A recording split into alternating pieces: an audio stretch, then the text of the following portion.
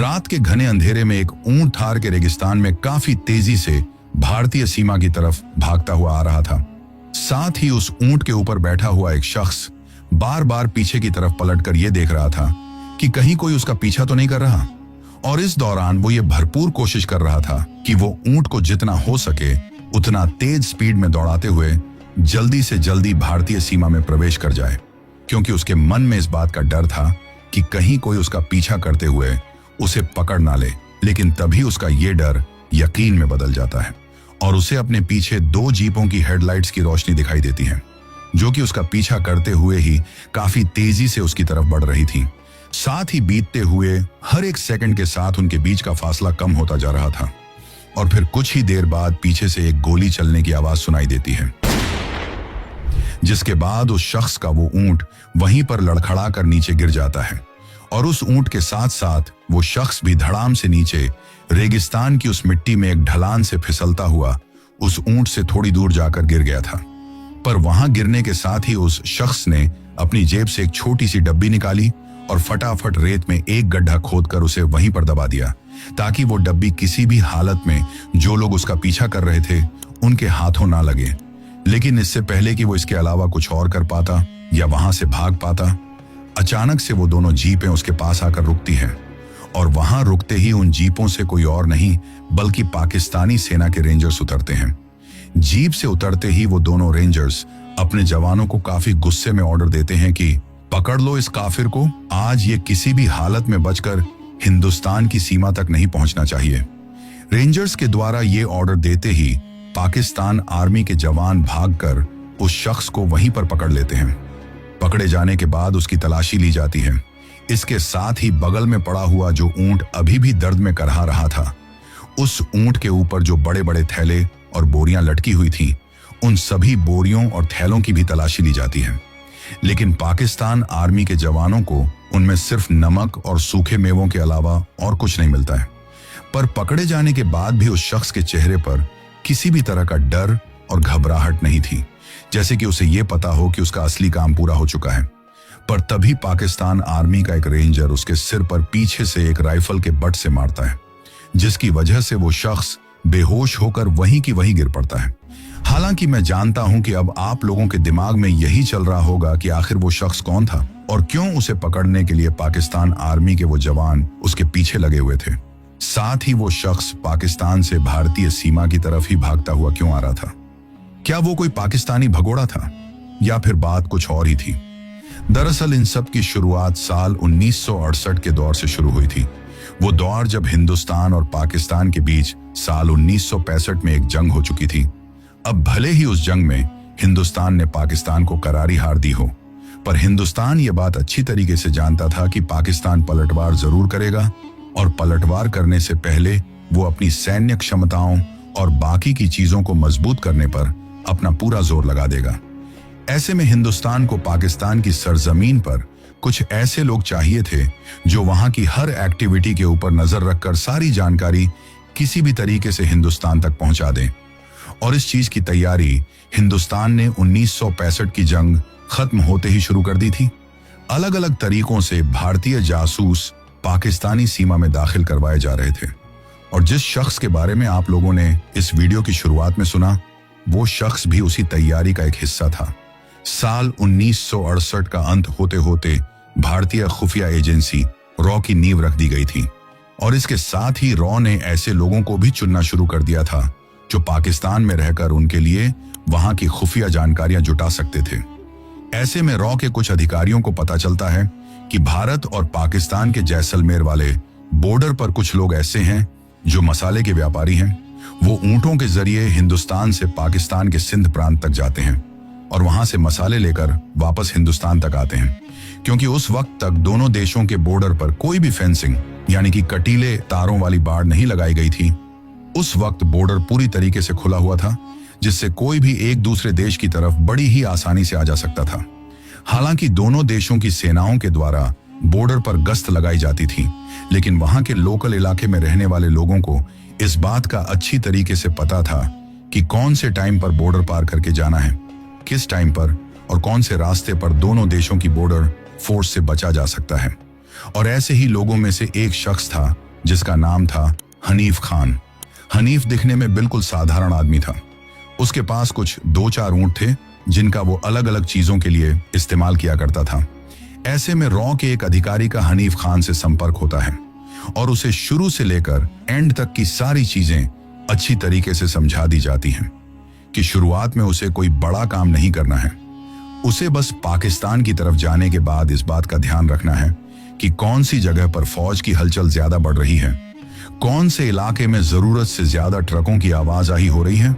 और किस किस जगह पर फौज के कैंप लगे हुए हैं। अब शुरू में तो हनीफ इस काम को करने के लिए बिल्कुल मना कर देता है, लेकिन फिर रॉ के पास इस चीज का भी इलाज था। दरअसल रॉ को पता चला कि उन दिनों हनीफ के व्यापार में कुछ मंदी चल रही थी और उस चीज का सबसे बड़ा कारण था कि उसके ऊपर काफी ज्यादा कर्ज बढ़ गया था। जिन लोगों को वो मसाले लाकर बेच रहा था वो लोग उसे टाइम पर पैसा नहीं दे रहे थे। ऐसे में रॉ के द्वारा उसे थोड़ी आर्थिक मदद दी जाती है, जिसकी वजह से वो रॉ के लिए ये काम करने को तैयार हो जाता है, क्योंकि भले ही उसके लिए ये काम थोड़ा मुश्किल था, लेकिन उससे ज्यादा किसी और के लिए ये काम आसान भी नहीं हो सकता था।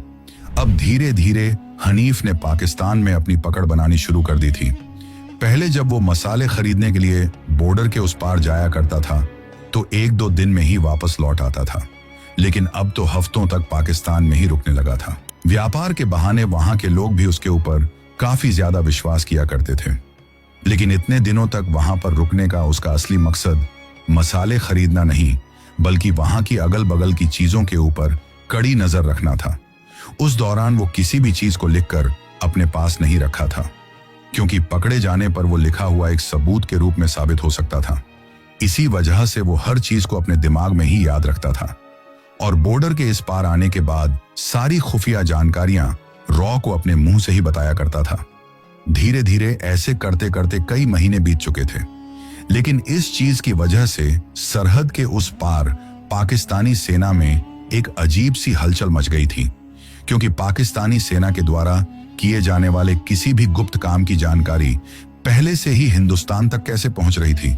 ये उन लोगों के लिए सबसे बड़ा सवाल था। क्योंकि जैसे ही हनीफ को वहां की किसी भी फौजी कार्यवाही के बारे में जानकारी मिलती तो वो सारी बातें इंडियन इंटेलिजेंस तक पहुंचा देता, जिसके बाद फिर रॉ के पाकिस्तान में हनीफ के अलावा भी जो कोई फील्ड ऑपरेटिव एजेंट थे उनके द्वारा कुछ ना कुछ ऐसा किया जाता था जिसकी वजह से पाकिस्तान आर्मी का वो प्लान फेल हो जाता था। ऐसे में एक प्लान के फेल होने पर तो भले ही किसी को शक ना हो,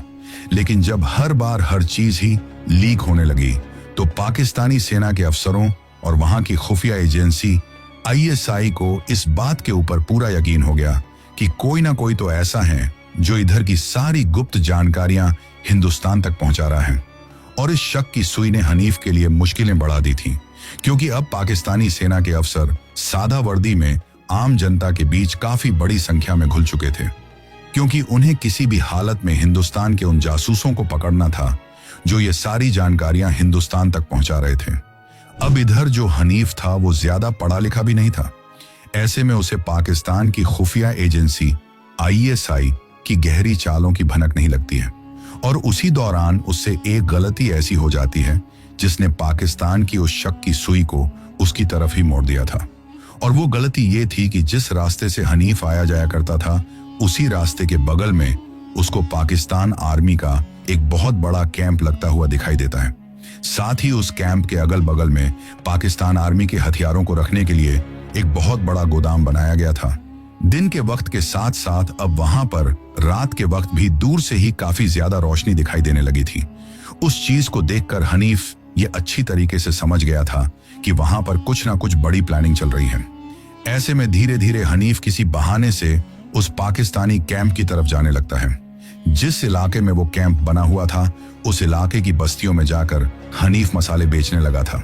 लेकिन एक बार दिन ढल जाने के बाद भी जब हनीफ उस कैंप की दीवार के बिल्कुल पास से ही अपने ऊंट को लेकर गुजर रहा था तो वो एक पाकिस्तान आर्मी के जवान की नजरों में आ जाता है। अब पहले दिन देखने पर तो वो उससे कुछ नहीं कहता है, लेकिन हर रोज ही हनीफ की उसी इलाके में मौजूदगी कहीं ना कहीं उसके लिए खतरा बन चुकी थी।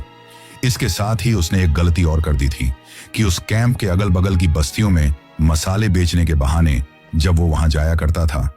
तो एक बार गलती से उसके मुंह से ये बात निकल गई थी कि अजी मैं तो सरहद के उस पार से आया हूं।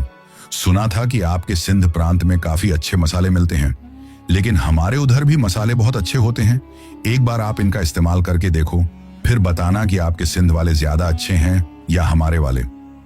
अब हनीफ ने वहां पर यह बात बोल तो दी थी, लेकिन उसे इस बात का जरा भी अंदाजा नहीं था कि जिस घर में मसाले बेचते वक्त उसने ये बात बोली है, उसी घर में एक बुजुर्ग ऐसा था जो पहले से ही पाकिस्तान आर्मी से एक मेजर के पद से रिटायर हो चुका था। लेकिन रिटायर होने के बाद भी उसका पाकिस्तान आर्मी के कई बड़े अफसरों से गहरा ताल्लुकात था। ऐसे में जैसे ही उस दिन उस रिटायर पाकिस्तान आर्मी के मेजर के कानों में ये बात पड़ती है, तो उसके कान खड़े हो जाते हैं और वो ये जानकारी पाकिस्तान आर्मी और वहां की खुफिया एजेंसी ISI तक पहुंचा देता है। इसी वजह से हनीफ को पकड़ने के लिए पाकिस्तान की तरफ से एक पूरा जाल बिछाया जाता है, जिसके बारे में हनीफ को कोई जानकारी नहीं थी और धीरे धीरे हनीफ उस जाल में फंसता चला गया था। फिर एक शाम को जब वो फिर से पाकिस्तान आर्मी के उस कैंप के गेट के पास में खड़ा खड़ा कुछ चीजों को देख रहा था, तो उस दिन फिर से उससे एक गलती हो गई। दरअसल उससे पहले उसने कभी भी किसी भी चीज को लिखकर नोट नहीं किया था, लेकिन क्योंकि शायद उस दिन उसके पास इतनी सारी जानकारियां हो गई थी, तो उसने सोचा कि हो सकता है मैं इसे भूल जाऊंगा। इसी वजह से उसने एक छोटे से कागज के ऊपर वो सारी जानकारी लिखकर एक डब्बी के अंदर डाल ली थी। लेकिन रॉ के द्वारा दी गई ट्रेनिंग की वजह से लिखने पर भी उसने वो जानकारी सीधे तौर पर नहीं, बल्कि एक कोडेड मैसेज के रूप में लिखी थी, ताकि अगर वो किसी के हाथ भी लग जाए तो किसी को ये पता ना चले कि आखिर उसमें असल में लिखा क्या है। पर तभी वही पाकिस्तान आर्मी का जवान जो पिछले कई दिनों से उसके ऊपर नजर रख रहा था, वो काफी गुस्से में उसकी तरफ बढ़ता हुआ उसे कहता है कि कौन हो तुम और इतनी रात को यहाँ क्या कर रहे हो। अब जैसे ही हनीफ ने उस पाकिस्तान आर्मी के जवान को उस तरीके से गुस्से में अपनी तरफ राइफल तान कर आता हुआ देखा, तो हड़बड़ाहट में उसी वक्त उससे दूसरी गलती भी हो जाती है। दरअसल हनीफ को लगा कि शायद वो उसे वहीं पर गोली मार देगा। इसी वजह से वो अपने ऊंट के ऊपर बैठकर वहां से भाग निकलता है और इसी चीज ने शक को यकीन में बदल दिया था। जिसके बाद उस रात हनीफ ने अपने ऊंट को बहुत भगाने की कोशिश की और उसका ऊंट भी इतना बहादुर था कि पाकिस्तान आर्मी के उस कैंप से लेकर वो उसे बचाते हुए लगभग हिंदुस्तान पाकिस्तान के बॉर्डर के काफी करीब ले आया था। लेकिन क्योंकि वो तो एक इंसानों की तरह जीव ही था जिसकी भागने की भी एक क्षमता थी, लेकिन जो लोग उसका पीछा कर रहे थे वो तो जीपों से उसका पीछा कर रहे थे, तो ऐसे में जल्द ही वो उनकी पकड़ में आ जाता है। हालांकि हनीफ का ऊंट फिर भी उसे बॉर्डर पार करवा सकता था, अगर पाकिस्तान आर्मी के रेंजर्स के द्वारा उसके ऊपर गोली ना चलाई गई होती, क्योंकि गोली लगने की वजह से ही वो धड़ाम से नीचे गिर पड़ा था। लेकिन उस दिन वहां पर पाकिस्तान आर्मी के हाथों पकड़े जाने के बाद जब कई महीनों तक हनीफ वापस हिंदुस्तान नहीं लौटा, तो रॉ को यह बात समझने में देर नहीं लगी कि शायद वो वहां पर पकड़ा जा चुका है। लेकिन उसी दौरान हनीफ के गांव की तरफ एक अजीब से मरे हुए जानवर की गंध लोगों को हवा में महसूस होने लगी और जैसे ही इस बात की खबर रॉ को लगी,